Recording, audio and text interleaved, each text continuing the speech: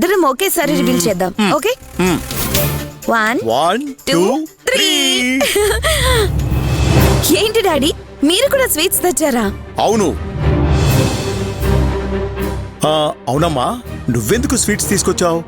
మీకు good news చెప్పాలండి daddy. నేను కూడా నీకు గుడ్ న్యూస్ చెప్పాలి ప్రణు. ముందు నేనే చెప్తాను, లేకుంటే నా బుర్ర పగిలిపోయేలా ఉంది. పెళ్లిలో ఆ వాటర్ క్యాన్ల గాడి పరువు కాపాడడానికి చివరి నిమిషంలో ఆ రాజాగాడు 10 లక్షలు తెచ్చి ఆ దేవాగాడి ముఖాన కొట్టాడు కదా. అవును డాడీ. ఇప్పుడు ఆ 10 లక్షలే ఆ రాజాగాడి మెడకి యమపాశమై చుట్టుకుంటుంది ప్రణు. ఆ 10 లక్షలు వాడి సేవింగ్స్ లోంచి తెచ్చినట్టు పెద్ద హీరోలా తెగ ఫోజు కొట్టాడు కదా. అదంతా ఫేకు. మరి ఆ పిసినారోడికి షార్ట్ టైంలో అంత డబ్బు ఎలా దొరికింది డాడీ?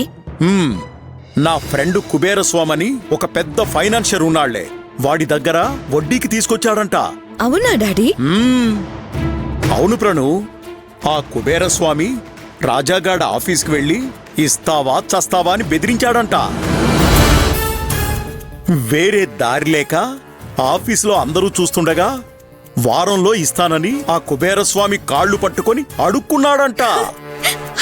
కాళ్ళు పట్టుకున్నాడా? అవును ప్రణు. అయ్యో, అద్భుత దృశ్యం కళ్ళారా చూసే అదృష్టం మనకి లేకుండా పోయింది కదా డాడీ. నువ్వేం ఫీల్ అవ్వకు ప్రణు, ఇకపై ఇలాంటి సీన్లు రిపీట్ అవుతూనే ఉంటాయి. ఎందుకంటే వాడు తలకిందులుగా తపస్సు చేసినా ఒక వారంలో 10 లక్షలు ఇవ్వడం అనేది ఇంపాసిబుల్. ఇవ్వకపోతే ఆ కుబేరస్వామి వదలడు. ఇంటికొచ్చి నీ పెళ్ళాన్ని ఎత్తుకెళ్తా అని ఆ రాజాగాడిని బెదిరించాడంట. అగ్నికి ఆద్యం పోసినట్టు సపోర్టుగా ఇవ్వకపోతే ఆ పగురబట్టిన దాన్ని ఎత్తికెళ్ళిపో అని నేనే చెప్పాను. నువ్వు చూస్తుండు ప్రణు, డబ్బు కోసం ఆ రాజాగాడు ఇంటికొచ్చి నా కాళ్ళు కూడా పట్టుకుంటాడు. చూడు డాడీ, ఒకవేళ 1 వీక్ లో వాడు ఆ డబ్బు కట్టేస్తే? ఇంపాసిబుల్ ప్రణు. నన్ను కాదని ఈ సిటీలో వాడికి ఏ ఫైనాన్షియరు డబ్బివ్వడు. మనం అనుకున్నదే జరుగుతుంది. అవును, నువ్వేదో హ్యాపీ న్యూస్ చెప్తానా? ఏంట్రా అది? డాడీ, ఆ వాటర్ క్యాన్ లో దాని బాబున్నాడు కదా. అవును, అదే మన ప్రకాశం గాడు. ఆ ప్రకాశం లేట్ ప్రకాశం కాబోతున్నాడంట డాడీ. ఏంట్రా నువ్వనేది? నిజమా? అవును డాడీ, ప్రకాశం పైలోకానికి టికెట్ బుక్ చేసుకున్నాడంట. ఇవాళ రేపు ప్రయాణం కట్టొచ్చు. ఇంతకీ ఏమైందంట? మనసు బాలేక విషయం తాగాడంట డాడీ. కానీ కారణం ఏంటో ఎవ్వరికీ తెలీదు. హాస్పిటల్ నుంచి సత్యంకి ఫోన్ చేసి చెప్పారంట. నాకు మీ అక్క ఫోన్ చేసి చెప్పింది. ఇంతకీ ఉంటాడా ఊడుతాడా? ఇప్పుడే చెప్పలేమని చెప్పారంట. అయ్యో, ఊడిపోతాడు. ఇప్పుడు స్వీట్ తినిపించెప్తా. అమ్మా నీకు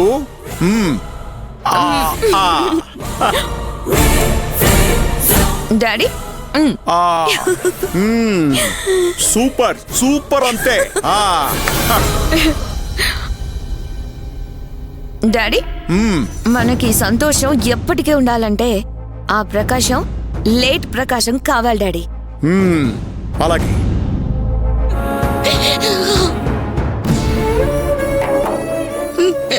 విఘ్నేశ్వర, అందరూ నిన్ను లోకాలు నేలే తండ్రిగా పూజిస్తారు. మరి మా నాన్నంటే నాకెంత ఇష్టమో నీకు తెలీదా? మృత్యుతో పోరాడుతున్న మా నాన్నని తీసుకొచ్చి నాకు అప్పగించు స్వామి. అందరూ అమ్మ తర్వాత నాన్న అంటారు, కానీ నాకు అమ్మ నాన్న అన్ని మా నాన్నే. నాకు మా నాన్నంటే ప్రాణం. ఆయన లేకుండా నేను బతకలేను స్వామి. ఆయన్ని చూడకుండా ఒక్క నిమిషం కూడా నేను ఉండలేను. నన్ను చూడకుండా ఒక్క నిమిషం కూడా ఉండలేని మా నాన్న ఇప్పుడు నన్ను శాశ్వతంగా వదిలి ఎందుకు వెళ్ళిపోవాలనుకున్నారో నాకు తెలియట్లేదు. కానీ నీకు తెలుసు కదా, చీమకైనా హాని తలపెట్టని మా నాన్నకి ఇలాంటి పరిస్థితి రావడం ఏంటి స్వామి?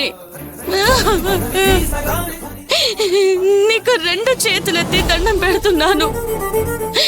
నీకేం కాదు, తప్పకుండా పూర్తి ఆరోగ్యంగా మళ్ళీ తిరిగి వస్తావన్న నమ్మకాన్ని మా నాన్నకిచ్చి ఆయన్ని మళ్ళీ నాకు అప్పగించు స్వామి. నాకు భయంగా ఉంది నాని. భయపడకు వందన, నాన్నకేం కాదు.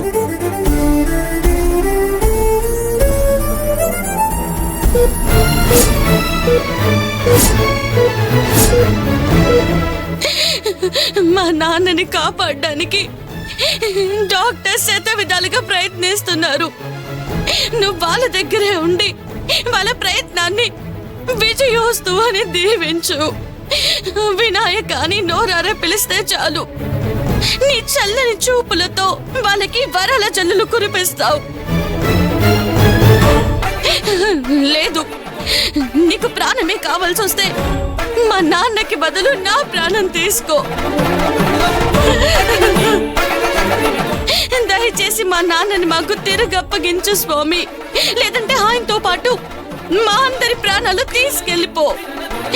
మా నాన్న కళ్ళు తెరిచాడన్న మాట నా చెవిలో పడకుండా నేను ఇక్కడి నుంచి వెళ్ళను విఘ్నేశ్వర. నీ పాదాలే శరణమని ఇక్కడే కూర్చుంటాను.